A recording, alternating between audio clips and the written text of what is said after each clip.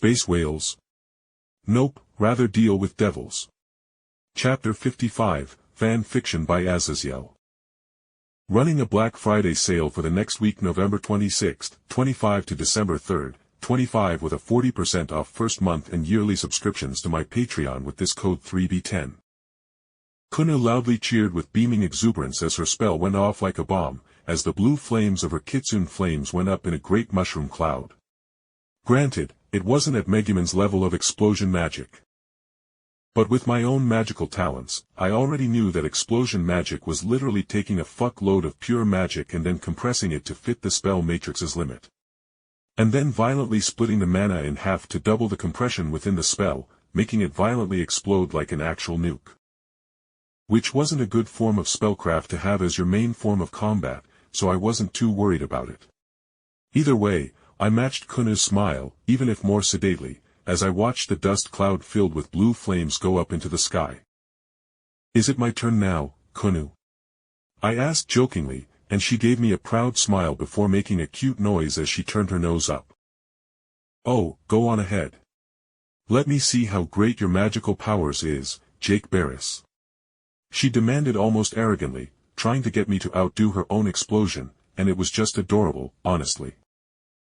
I made a humming noise as I considered just making an even bigger explosion or doing something else, and after a moment, I tilted my head to the side and asked, "Kunou, do you want to see a big boom? Or see something cool or even beautiful?" Her proud expression faltered at my honest question, and after a couple of moments, she nodded and said, "Beautiful, style and finesse is more impressive than just a big explosion, I guess."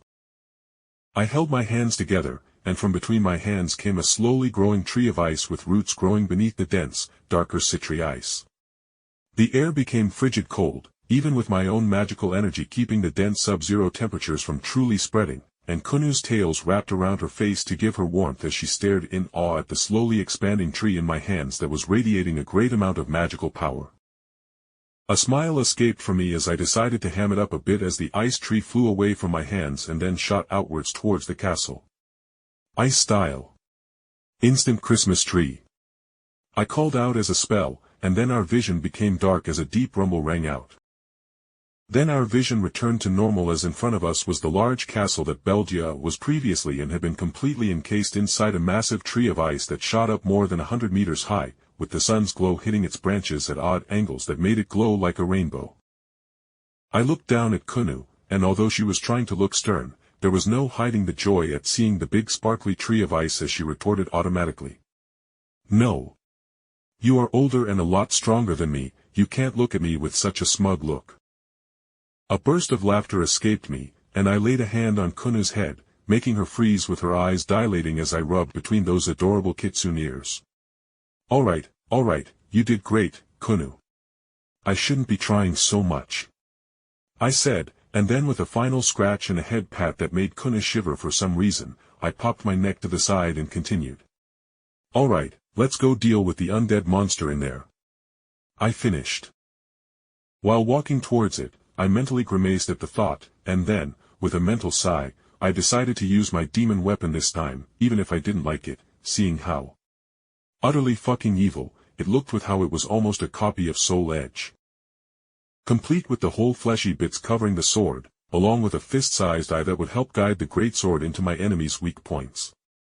Taking out my sword, I felt the weak sentience within it, almost seemingly stretching before it sent a signal of question, before the taste of blood filled my mouth as it wanted to know what we were killing, so I just mentally shoved the sword consciousness away from mine lest to try to do something else. And Kunou reacted with an upturned lip to seeing the sword as she said bluntly, "EW.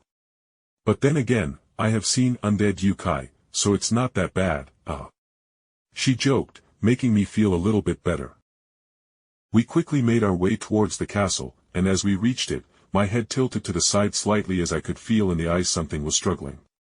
Belgia managed to survive, I suppose, I thought as I raised up a hand and the frozen tree quickly melted a path in front of us, allowing us to walk through the completely ice-filled castle. The castle itself was only a main hold surrounded by high walls that had towers on the four corners of the walls, so once we entered the central courtyard, Kunou made a noise of disgust as we found several dozen monsters of various forms and sizes frozen in place with their eyes bulging in fear at Kunou's previous explosion, and then as they were running around to the walls to find out who was attacking them. I froze them all solid, ending their lives.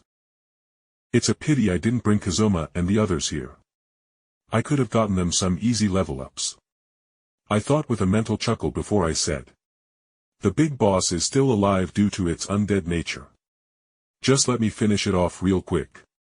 I spoke as I led Kunou towards the main hall building, and as I kept melting the ice, I felt Beldia's struggle increasing as the ice's weight weakened with my removal of it.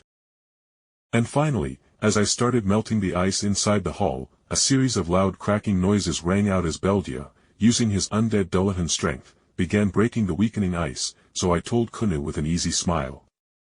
Stand over there, please. A loud shattering noise rang out as, with a roar of anger, Beldia, in his dark, armored form, flared out his undead mana and his voice roared out. You damned human! How dare you! I didn't even do anything to the town yet. Spinning my soul-bound soul edge-like blade in my hands, I willed it to shrink smaller into a more manageable blade, and once it became akin to a thin English long sword, as I retorted. You are a general of the fucking demon lord. Why should I wait for you to act? No, killing you will only help humanity, and that is kind of my shtick. A goddess put a bounty on your true death anyway. Beldia's large sword swung at me, and I hopped backward to dodge it as I took in his form with my mystic eyes of death perception and activating, and I noted idly that his main body had 0 death lines while his head was filled with them, so should I land a hit on his head with my blade I would kill him damn near instantly. She did what? I only peeked at Wolbach in the bath a little. Why would she try to have me killed? He yelled out in anger, making my face twitch at the reminder of how much of a pervert he was, and I dryly retorted. Wolbach didn't send me. But it's telling that more than one goddess wants you dead. My words unsettled him enough that as he went for a powerful overhead swing I let it pass by, and then as it was low I kicked his sword through the stone ground beneath our feet, and with my shoes pinning his sword down using my other leg I punted his decapitated Dullahan head out of his other arm's grasp towards Kunou, who caught it with a cry of surprise. I then mustered up my mana, and then with another Citri magical glyph, a flash of light was sent out, with Beldia's body below where his head would normally be was frozen solid again. Oi! That's fucking cold, man, let me go. The Demon Lord and my fellow generals will have revenge for slaying me, I promise. He yelled out, and I dryly retorted. Good. That means I get more money and favors with the divine in dealing with you dumbass. Only Wolbach herself is someone I am mildly concerned about dealing with honestly. The head was silent, and then it tried to appeal to Kunou as Beldia said. Little miss, come on. Let me go, tell your father to let me go, please. Kunou's face twitched as she looked between the head, and while I wanted to punt the head like an American football for calling me Kunou's dad. I wasn't that old, damn it.